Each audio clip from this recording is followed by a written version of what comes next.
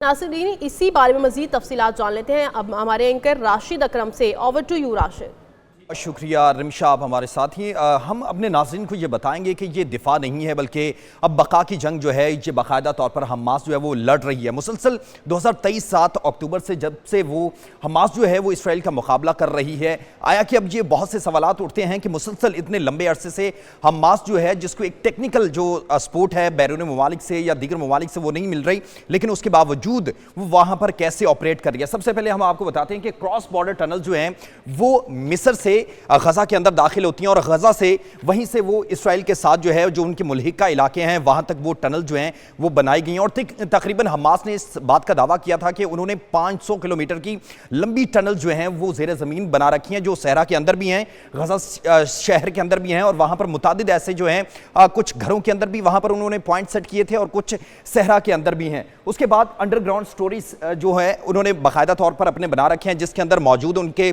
जहां पर उन्होंने अपने वेपन्स रखे हुए हैं जिससे वो मुसलसल जो है ऑपरेट करते हैं, वहां से अपना असला लेते हैं। और वहां पर उन्होंने जो यरगमाली हैं, जिनको इसराइल जो है वो यरगमाली कहता है, लेकिन जो हमास है उसको कहते हैं वो कैदी हैं, क्योंकि जंग के अंदर जब कैदी जो है उनको अपने पास रखा जाता है तो उन्हें जंग के हथियार के तौर पर भी इस्तेमाल किया जाता है। और उसके बाद स्टेल्थ मोमेंट वो है जिसके जरिए जो हमास के मुजाहिदीन हैं, जो रहनुमा हैं, वो मूवमेंट करते हैं और असला जो है एक जगह से दूसरी जगह वो शिफ्ट करते हैं, ताकि जहां पर और जो उन्होंने जिस इलाके को या जिस पॉइंट को निशाना बना रहे हैं वो आसानी से उसको निशाना बना सकें। उसके बाद टनल एग्जिस्ट पॉइंट्स भी हैं, कुछ ऐसी टनल जो हैं वो इजराइल के अंदर भी निकलती हैं और उनके साथ जो मौजूद शहर हैं वहां पर भी वो जो टनल्स के जो हम कह सकते हैं कि वहां पर उनके पॉइंट हैं वो मौजूद हैं, जिससे वो ऑपरेट करते हैं और जो इसराइल के अंदर जो है वहां पर वो हमलावर होते हैं और वहां पर जो इसराइल के फौजी हैं और उनको निशाना बनाया जाता है। और उसके बाद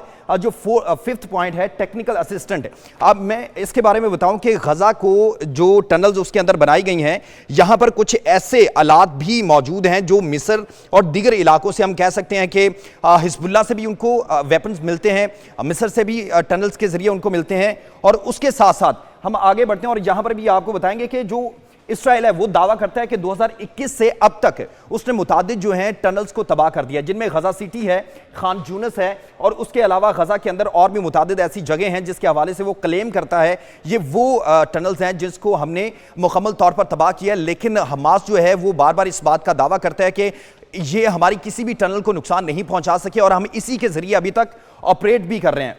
इसके बाद आगे बढ़ते हैं। ये पूरी दुनिया को जो इसराइल है वो बताता है कि ये गजा की मेट्रो है टनल्स के बारे में। तो ये मैं अपने नाज़रीन को ये बताता चलूं कि जब इसराइल ने अपनी टेक्नोलॉजी के जरिए, अपने ड्रोन्स के जरिए, अपने जेट्स के जरिए पूरे गजा को मिलिया मेट किया, तो ये वही टनल्स हैं जो उनकी बका के लिए उनकी जिंदगी की अलामत बनकर उभरी हैं और इसी के जरिए वो खुराक भी पहुंचाते हैं और असलहा भी अपने जो मुजाहिदीन हैं उनको शिफ्ट करते हैं। इसके बाद आगे बढ़ते हैं और उसके बाद यही वो टनल्स जिस तरीके से मैं आपको बता रहा हूं कि ये बनाई गई हैं, ये ऑपरेट इसी तरीके से लंबी सुरंगें बनाई गई हैं, जिससे इसराइल जो है वो तहफ़्फ़ुज़ात का इज़हार भी करता है कि हमास के जो रहनुमा हैं वो इन्हीं टनल्स के अंदर मौजूद हैं, यहीं पर वो उनके जो कैदी हैं उनको रखा जाता है। और उसके बाद ये वो गजा की अलामती तस्वीर बनाई गई है जिसके अंदर बाकायदा तौर पर जो इसराइल है उसने अपनी टेक्नोलॉजी से इस इलाके को मुकम्मल तौर पर तबाह किया। ये सुरंगें दहशत गर्दी की अलामत नहीं है बल्कि इनके खिलाफ बगावत की निशानी है, जो दुनिया की